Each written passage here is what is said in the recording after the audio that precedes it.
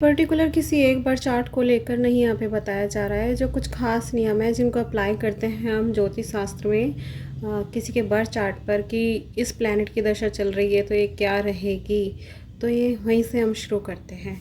तो जैसे कि आप देख रहे हैं यहाँ पे मैंने एक बोर्ड पे चार्ट बनाया हुआ है, ठीक है। सिंपल चार्ट जहाँ से लगने शुरू करते हैं या हाउस बताते हैं कि ये हाउस ये है, ये फर्स्ट हाउस है, सेकंड, थर्ड, फोर्थ, 5, 6, 7, 8, 9, 10, 11 और 12। ओके, तो एक बार चार्ट के जो कितने हाउस होते हैं, 12 हाउस होते हैं।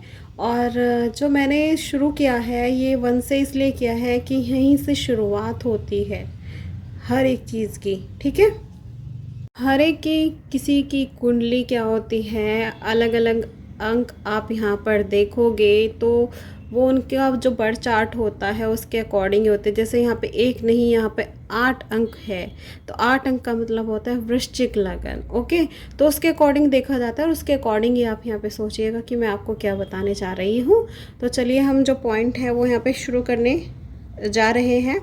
अब जैसे ये त्रिक भाव है 1, 2 और 3, हम इनको त्रिक भाव बोलते हैं। जहाँ पे आप देख रहे हैं 6, 8 और 12 लिखा हुआ है, इनको त्रिक भाव बोलते हैं। जब भी ये दशाओं में आएंगे या जब भी इनकी दशाएं चलेंगी, दशाएं जैसे महादशा, अंतरदशा, प्राण दशा, प्रत्यांतर दशा, सूक्ष्म दशा, ओके, इस तरह की जब दशाएं चलेंगी तो आपको शारीरिक कष्ट होगा ही होगा।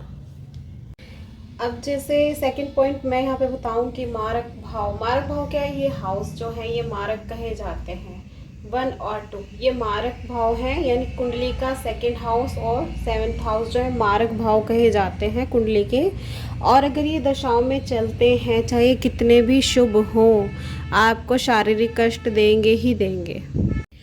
चंद्र का त्रिक भाव में बैठना, जैसे कि मैंने पहले भी कहा है, ये त्रिक भाव है। 6, 8, 12 ये त्रिक भाव है और चंद्र का इसमें से किसी भी घर में बैठना अच्छा नहीं माना जाता। और उसके साथ ही अगर यहाँ पे शनि इसके साथ हो जाए या राहु इसके साथ हो जाए, है ना, तो ऐसी स्थिति में चंद्र का वैसे भी त्रिक भाव में बैठना अच्छा नहीं माना जाता। और ये जो प्लैनेट है अगर इसके साथ बैठ जाते हैं तो ऐसे में मानसिक रोग भी देते हैं और मृत्यु तुल्य कष्ट भी देते हैं। ज्योतिष के अनुसार एक पॉइंट ये भी माना गया है यहाँ पे, चलो मैं त्रिक भाव है किसी चीज़ की यहाँ पे बात नहीं करना चाहती। आप सिर्फ सिंपल सा एक ये भी देख सकते हैं, अगर आपने देखा होगा किसी का जन्म अगर सूर्य उदय में हुआ है, सूर्य उदय में हुआ है या सूर्यास्त के टाइम पर हुआ है, सूर्यास्त, तो ऐसे व्यक्ति की भी ये ज़्यादा नहीं देखी है। ज्योतिष के अनुसार ये नियम है और प्रैक्टिकली देखा भी यही है। ज्योतिष के अनुसार एक पॉइंट ये भी है कि चंद्र यहाँ पर अगर केंद्र में विराजमान है और इसके साथ सभी पापी ग्रह मतलब कहीं भी इसमें केंद्र में कहीं भी यहाँ पर शनि आ गया, राहु आ गया, ओके, यहाँ पे केतु आ गया, ओके, अगर इस तरह के प्लैनेट यहाँ पे बैठे हुए हैं यानी कि पापी ग्रह विराजमान हैं, तो भी व्यक्ति की जो आयु है वो ज़्यादा नहीं देखी गई है। अगर किसी की कुंडली में चंद्र लग्न में है, यहाँ पे चंद्र लगन में है, ये लगन है आपका, चंद्र लगन में है और इसके अपोजिट 7वें घर में जो पापी ग्रह हैं या पाप ग्रह हैं वो भी शीघ्र मृत्यु देते हैं। जैसे यहाँ पे शनि विराजमान हो गया और यहाँ पे आपका चंद्रमा विराजमान हो गया फर्स्ट हाउस में यानी कि लग्न में, तो ये भी इंसान की जिसकी ये बर्थ चार्ट होता है ना, उसकी आयु भी ज़्यादा नहीं मानी गई है।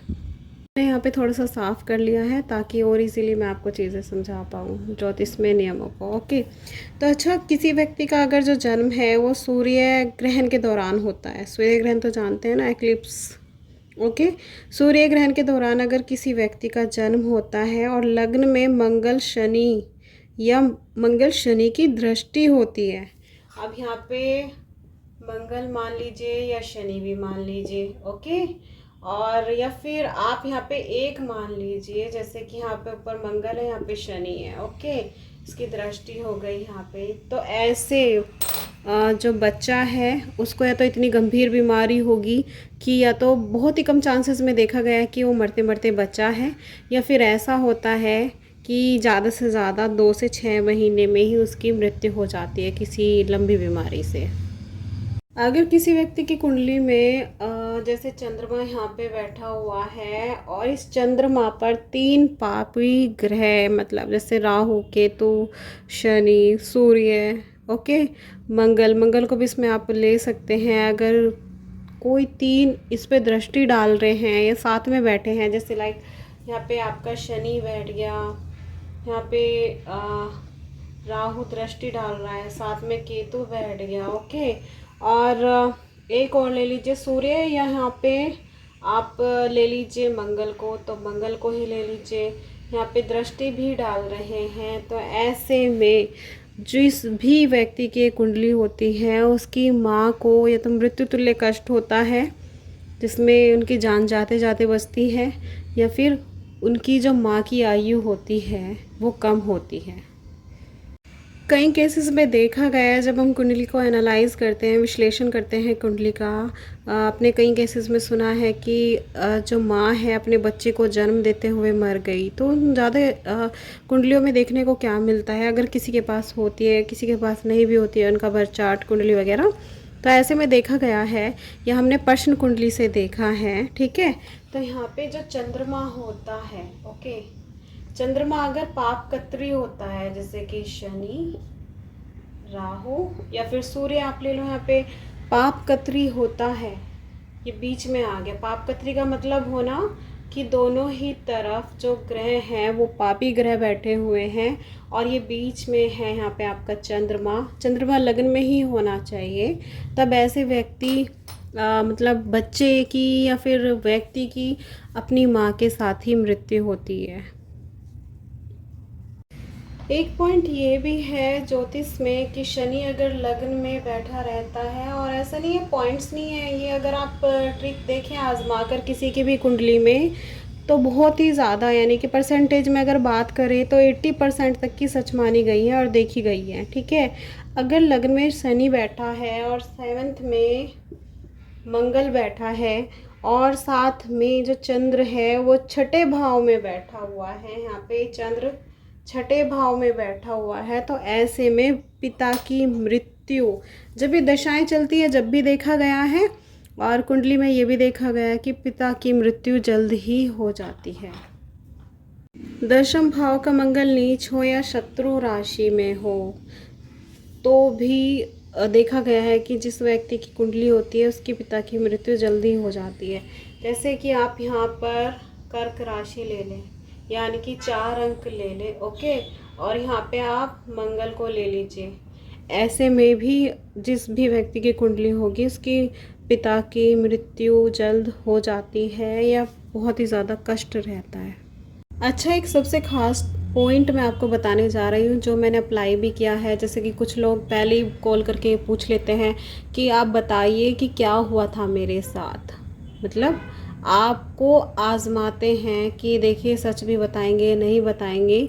तो उनकी आरिष्ट कुंडली में भी देख लीजिएगा, या फिर लग्न कुंडली में अगर यहाँ पे गुरु राहु की युति लगी हुई है लग्नेश में, या फिर 4th हाउस में, या फिर 6ठे भाव में गुरु और राहु की अगर युति लगी रहती है, तो ऐसे में जिस भी व्यक्ति की कुंडली होती है जिसमें इस तरह का योग देखने को आपको मिलता है, तो ऐसे में उस व्यक्ति के जो फादर हैं, जो पिता हैं, उनकी जैसे ही व्यक्ति 23वें वर्ष में लगता है तो पिता जो होते हैं उनको मृत्यु प्राप्त होती है। बहुत ज़्यादातर देखा गया है ऐसी कुंडली में। आपने भी कहीं पर भी अगर ये पॉइंट्स देखे हैं या आजमाए हैं, अगर आपने ऐसा कुछ किया है या क्वेरीज़ है आपकी, तो मुझे कमेंट बॉक्स में लिख के बताइएगा। और अगर आपको वीडियो अच्छी लगती है तो प्लीज़ वीडियो को लाइक कीजिए, शेयर कीजिए, सब्सक्राइब कीजिए, बेल आइकन को दबाना ना भूलें। और आप अगर कोई वीडियो चाहते हैं कि किसी टॉपिक पे मैं आगे वीडियो बनाऊं, तो आप मुझे कमेंट बॉक्स में लिख के ज़रूर बताइएगा। Thank you.